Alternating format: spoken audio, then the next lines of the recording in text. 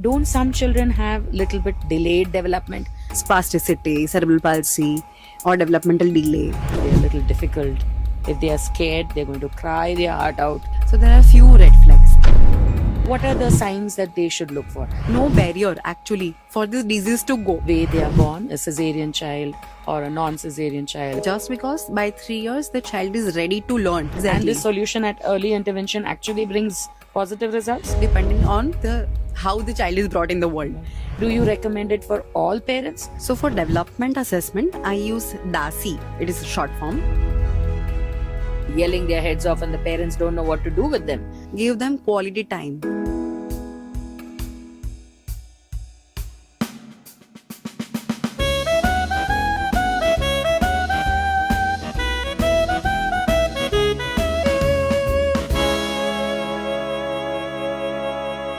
Namaste, Namaskar, and hello from VCube Podcasts. I am Dr. Shachi, the word doctor from Mahi Language Solutions. I try to get you vivid, vibrant voices, and we basically decode expertise. We get experts from various fields in order to help you to make important decisions of your life. So today, I have with me just one such doctor. A doctor who's not just a pediatrician. Parents, listen up. She's not just a doctor, but she's a doctor specifically for developmental and behavioral problems that your child may be facing. So we have with us today Dr. Amola Khandwala from Synapse. Welcome, Dr. Amola, to VCube Podcasts. Thank you so much. So, Dr. Amola, I have already told my subscribers that you are a developmental and behavioral pediatrician. What exactly does this title involve? What things do you specialize in? Yeah. So actually I have done super specialty, that is like fellowship from Pune in developmental and behavioral pediatrics. So which includes developmental disorders such as motor delay, speech delay, global developmental delay, or behavioral disorders such as autism, ADHD, that is attention deficiency hyperactivity disorder. Apart from that, learning disability, sleep disorders, and apart from this, everything, cerebral palsy also. So I look after all things apart from regular pediatrics, specifically focused on development and behavioral pediatrics. I am 55 years old. Okay. And during my time, we did not have such specific doctors. Yeah. The problems prevailed. Many children had what you just described, but we never had a specific doctor for this. And I'm sure that many parents today also don't know that there are such specific doctors available to help their children. So most of them, as you know, this topic is very taboo. Most parents don't even want to, admit that their child has got a problem. And even when they can see it, when other parents and family members are pointing out that there is a problem, they will not admit it to themselves and they will force their child to behave normally. So what kind of a red flag, should be there that makes the parents realize that it is time to come to you? Okay. So this has a wide variety of the answers. So first of all, if I go to first topic is autism, suppose. So there are few red flags. Okay. So first, if by 18 months of age, your child is not speaking. 18 months is 1.5 year. Your child is not giving you eye contacts. ठीक है, उसके बाद the child is not able to mingle with kids or even with any other a family member or any other people. So if your child is not able to give proper social communication, behavioral issues, that is like hyperactivity, not able to sit at a place, having sensory issues like not able to understand the different textures, that is difficulty in having hair cutting, nail cutting, brushing, this kind of This is all things. at 1.5 years. Yeah. It should be possible. Yeah. Don't some children have little bit delayed development and it is normal for them to have it at maybe 2 or 2.5? Yeah. So what happens is by 18 months, each and every child, according to WHO guidelines, each and every child should be diagnosed or screened, at least screened for autism and for development aspect also. So you're not So- labeling them, Yeah, but yeah, you're we just are a not launch labeling. pad for early Yes. intervention. Yeah. So what early intervention is? So according to guidelines, like American Academy of Pediatrics and Indian Academy of Pediatrics, each and every child should be go through neurodevelopmental assessment and normal development screening by 3, 6, 9, 12 months of age and repeat at 18 months. And 24 months also if the child is having any issue at the 18 months of age. And definitely before going to the school. So that will be preschool zone. Okay. Yeah. So basically, what are the kind of services? Now we've understood that the child needs to come to you. The parent has admitted that the child needs to come to you and that you need to diagnose him. You've diagnosed him with maybe a developmental disorder or maybe a learning disability, which is just a little delayed. Yeah. And the milestone needs to be, taken care of. So what are the kind of services that you offer to such children? And what are the tools that you use? Yeah. So first of all, I'll tell you the normal approach, the way I work. So first of all, if parents are coming with any kind of concern, so there will be one clinical proper assessment of the child with the parents, of course. Then I'll start with the clinical diagnosis only. I will not label that child on the first visit, of course. I will give them proper home stimulations, home plans to be followed, what activities they should do at home, what activities should be done at the school, and what activities should be done with the child At 1.5 years? at any given point of Given time. any point, okay. Any child, any age group that any comes age to group, you. any age group. So according to that age group, treatment method is the same. yeah. So the flow will be the same. So first, home stimulation will be given. On the follow-up, if the child is not able to improve or not able to catch, so we'll go for the detailed developmental assessment.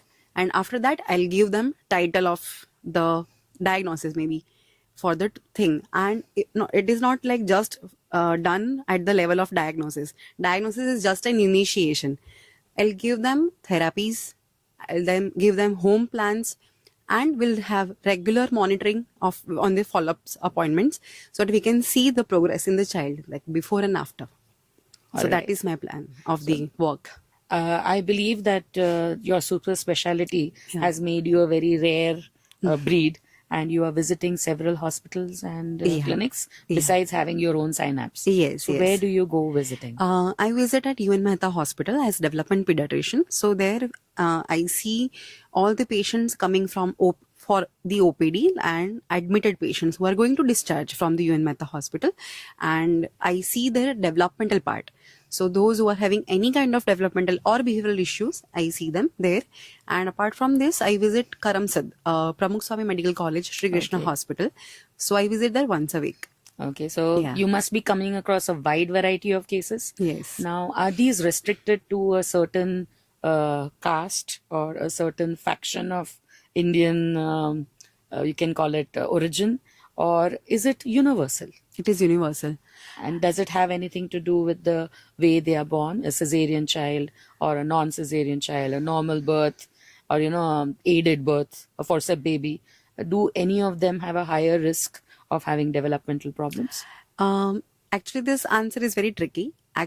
According to research, there are high chances of having these issues in preterm You babies. only deal with Yeah, children who yeah. are having problems. Yeah. So have you noticed a common denominator in them? Yeah, so preterm babies are at high risk. Okay. Not necessary normal delivery or cesarean, because as per literature, cesarean is having high risk. But according to my experience, both are equal at risk.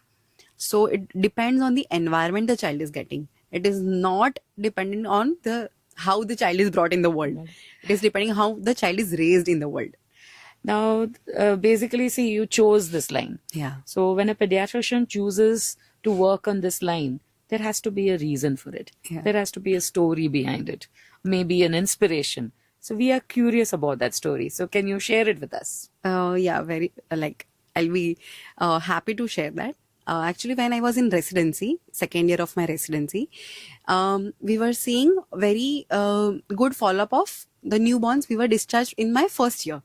So at that time, I realized that many of them are very good, having good outcome, but some of them are having lots of issues like spasticity, cerebral palsy, or developmental delay. So at that time, I realized that what should I do at the beginning of their life that can prevent these issues. So since then I was searching what should I do, and then I realized, I got to know because of my teachers that this kind of fellowship is there, but it is not available in Gujarat. That's So why you chose yeah, Pune. that's why. You're Yeah. practicing in an urban setup. Yes. The rural setup also has these kind of children. So Yes. then how do you or how do they get your help? For rural, actually, I can't go like each and every place, but that's why I have joined UN Mehta, as it is public sector. So it is having all kind of patients coming from different areas of Gujarat, Maharashtra, MP, Rajasthan, everywhere. So I see patients there also. Karamsad, where I visit once a week, also they are having like nearby, it is tertiary center, but having nearby lots of villages. So I'm having patients there also. So this public sector part is only for those who are not able to afford or not able to do everything at home. Okay. But I felt that there is no barrier actually for this disease to go. So there should be no barrier for the For them treatment to come. also. Okay. Agreed. Completely Yeah. agreed. Now, since we are diagnosing learning disabilities, so by default, that makes you an expert in judging when the child is ready for learning. Yeah. So, ready for preschool, for example. Yeah. So, how would you advise parents that your child is ready for preschool? What are the signs that they should look for? Okay. Now, we already know Yeah. that what are the signs to look for if your child is not having the normal milestones. Yeah. But now we want to know he's having milestones, but is he ready or not for school? Yeah, sure. So for school readiness, first of all, we have to see that what is the actual development of the child, okay? And in the development, there are lots of sections. It is not like only the child is walking, he is good to go. So there is gross motor. Gross motor section is having whether your child by the 3 years of age, your child should walk, run, and climb up stairs and down. Okay. Next is fine motor. Fine motor is movements done by your fingers. So your child should have basic pen grip so that he can hold pencil or crayon. He can do this like vertical stroke, horizontal stroke, circle.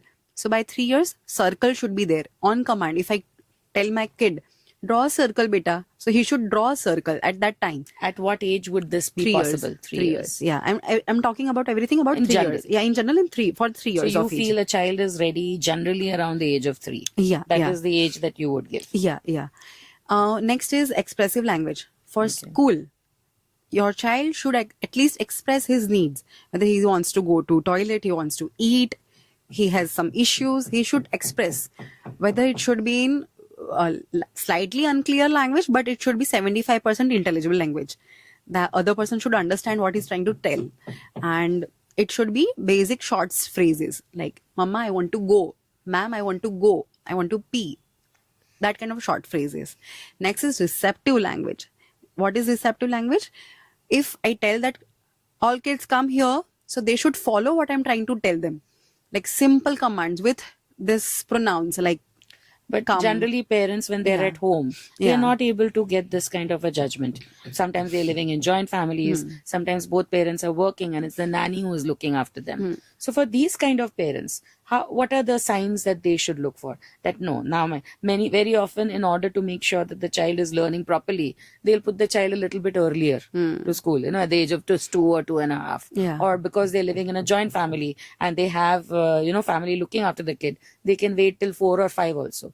So does it affect, which age the child should be put at preschool?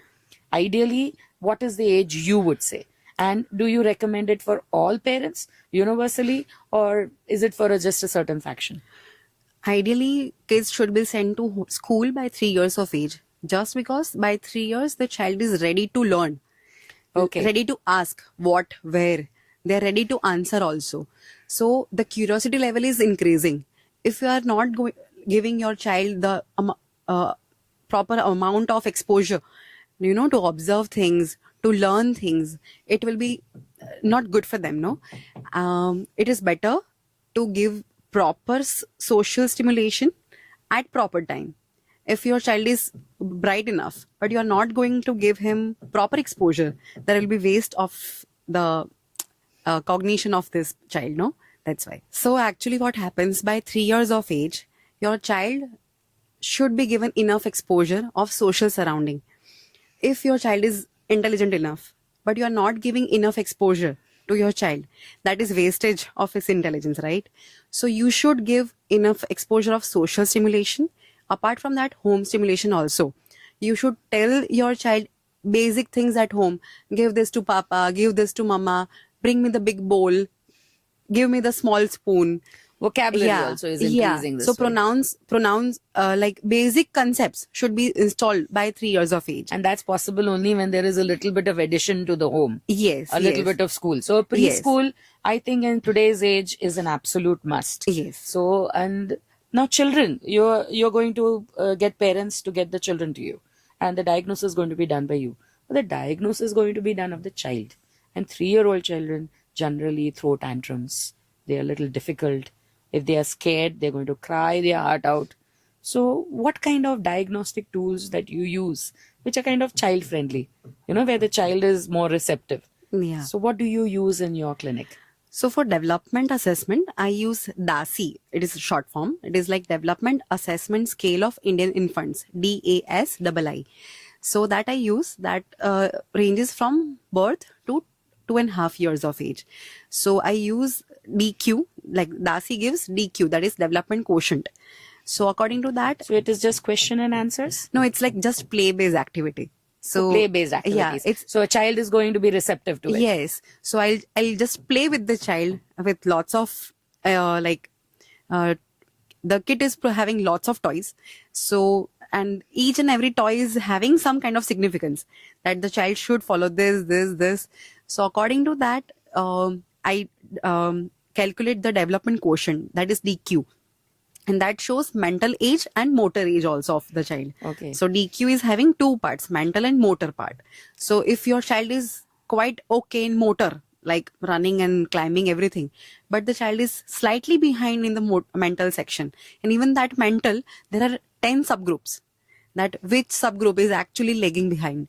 So if I can exactly tell you, you should do this to improve your child's quotient. Okay, so you're not just finding the problem, you're also giving a solution to it. Yes, exactly. And this solution at early intervention actually brings positive results? A lot of difference. Because on our podcast show, we had an autistic mother who is bringing up two autistic children, and she is running her own child developmental center Arre wah. where she is only doing social skills, Right. not what schools teach, but she teaches so that your learning disability child Right. can function normally in a normal school. Right. That is what she's focusing on. Yeah. So she's making an all-inclusive center. So a pediatrician like you would be a wonderful addition to her. Yeah. So I think that will be a chance to connect you to her. At VQ Podcast, we have never done this before. But after talking to Dr. Amola, decided to go in for a rapid fire round. So let us do a rapid fire round. This actually tells parents as to what is really important of those really crucial questions which are running away in your mind. Starting the rapid fire, vivid, vibrant round, Dr. Amola, favorite assessment tool, Development Assessment Scale of Indian Infants, that is DASI. most underrated milestone, Cognition, parent meet you bust daily, that screen time is not enough for your child's development. screen time in schools, Very bad. EdTech like iPads or Alexa voice assistants in preschools, We should not recommend it. 8 to 10 colds in a preschool year, You should go to your pediatrician. audio stories or bedtime stories with parents, Bedtime stories with books is better. No audio stories at all. balanced diet for a child, Equal 3 meals, breakfast, lunch and dinner, having 2 snacks per day, and that should be home cooked meal. No packaged food. late talkers, You should go to your development pediatrician for the assessment. bedwetting, It is normal up to 5 to 6 years, but better to have assessment by the age of 3 years. autistic children cannot go to normal schools. Myth. I think most of the problems that you parents face have been answered by these one-word answers from Dr. Amola. Dr. Amola, is there any small message that you want to give to our parents? So raise your kid as he is an adult. Don't misunderstand that your child is very small, not able to understand what you are trying to say, so you don't even involve your child in your day-to-day practice. Have family lunches, have family dinners, have some family outings, have some quality time together every single day. It has been a very, very informative talk with you, Dr. Mola. And I'm sure the parents who are actually listening to this, not just the parents of children with learning disabilities, with developmental problems, but even the parents with normal children, as we put it. But all of the parents are going to benefit from this talk. But I'm sure that there is some small message that you want to give to all the parents in general about their children who are in the age group of around 3 to 8 years of age. So, what is it that you would advise them from a developmental and a behavioral point of view? Especially, I'm talking about those children that we see on the roads who are having, throwing tantrums. They sit down on the ground and they are beating their hands and legs about and yelling their heads off, and the parents don't know what to do with them. So, those kind of children, they're not always developmentally, affected. Sometimes it's more emotional. What is your advice to such parents? Yes. So my first advice to all parents whether having hyperactive kids or development delayed kids or normal kids, first and very important advice is give your child the childhood they deserve.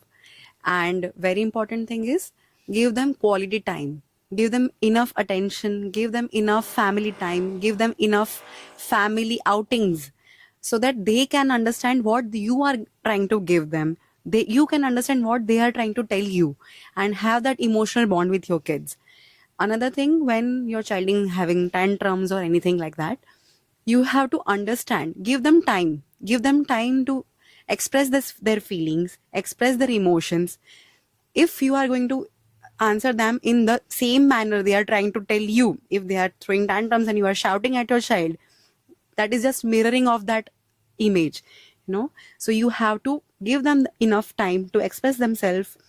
Don't judge, give them emotional safety, and then when your child is at normal peace, explain them what they should do and what they should not do. Thank you. Yeah. Thank you very much, Dr. Amola. That is all from VQ Podcast today.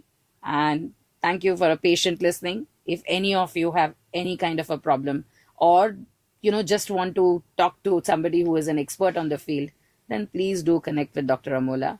Her social handles will be visible in all our podcast episodes.